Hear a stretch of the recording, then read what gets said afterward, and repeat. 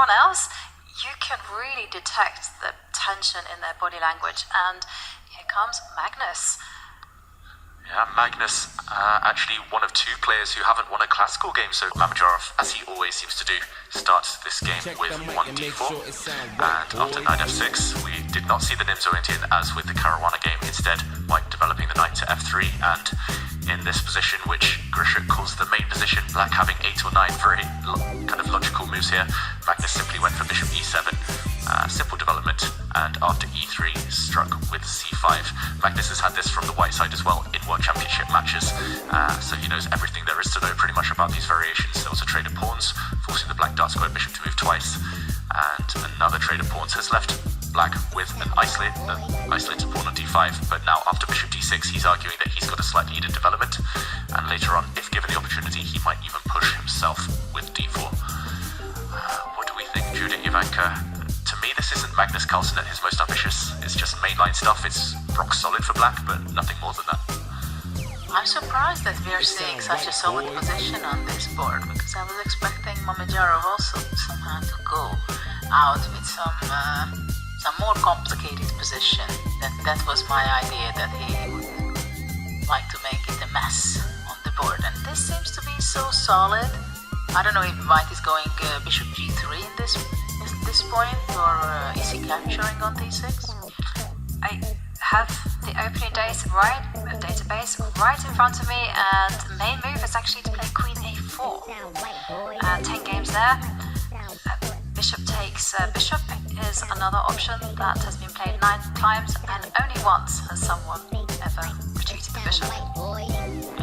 Queen a4, the idea is to allow the bishop trade, but on White's terms, you want to prevent Black from ever breaking out in the center as well with d4, otherwise the symmetrical structure will ensue. And okay, he goes for the kind of simple approach, bishop takes d6. And Judith, you mentioned that Mamedyarov trying to keep things simple.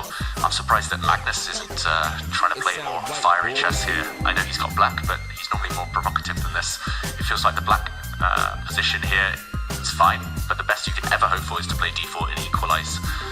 So I'm surprised both players seem to be treating each other with a lot of respect here. Maybe reflected in the fact that neither player can win the tournament now. Yeah, I was going to mention that, Magnus had won the tournament 4 times previously. He can no longer win the event now. Is he just simply not motivated and just planning to flash out some moves and then take it to Armageddon?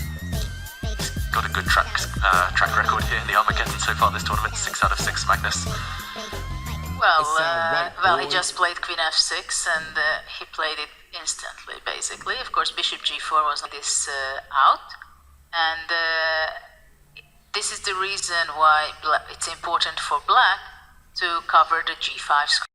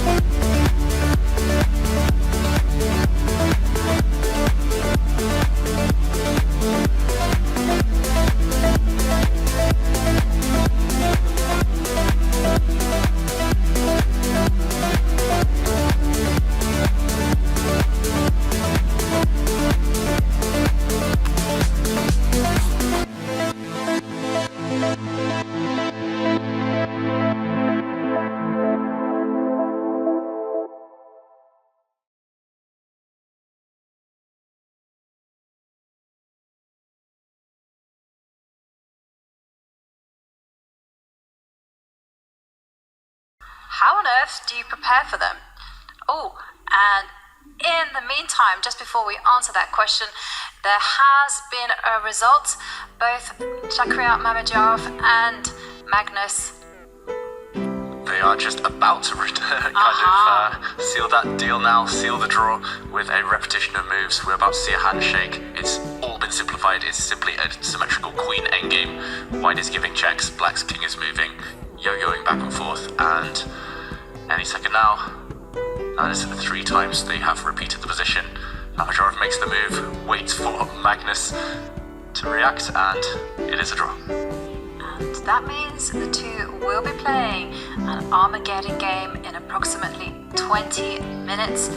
Peaceful outcome in classical chess, but it will be a full-blooded fight when it comes to the Armageddon game. And there we see